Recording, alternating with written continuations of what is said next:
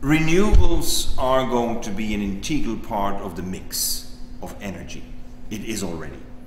But renewables will push out or let's better say, the new renewables will push out and the fossil fuels and will be complementing very strongly the solar and the wind energy we have today. Today we have a mix of renewables that is excessively dependent on the availability of sun and wind.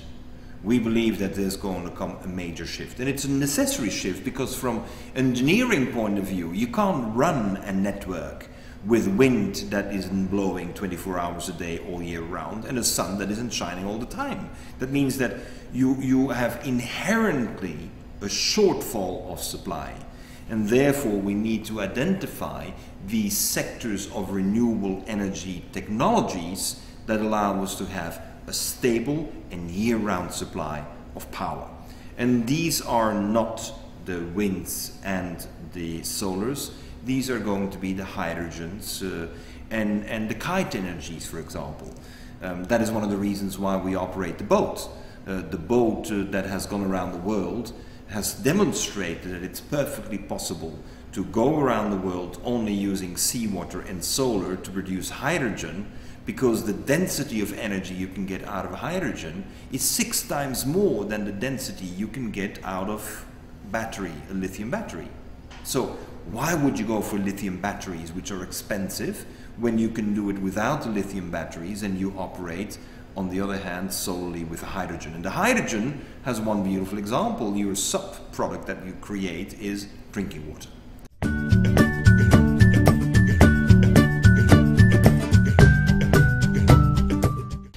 If it is not sustainable, it is not profitable. That's my logic. You know, you need to have as a precondition for profitability that you're very sustainable. And I think that is the shift in thinking we require. We thought we do business and then we secure less impact on the environment. That's been the logic until today. It doesn't work anymore. We need to have business models that take the long-term sustainability of the context and the ecosystem in which we are as an integral part of our business model.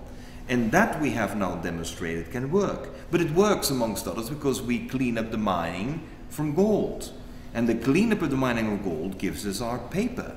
And that allows us to reduce the dependency on genetically modified trees and large plantations that replace native forests. So, to me it is very important that we look at the very concrete cases that allow us to transform the logic into something that is actually working on the ground and can be repeated and can go to scale. Because if we don't have scale and speed, we don't have deal flow.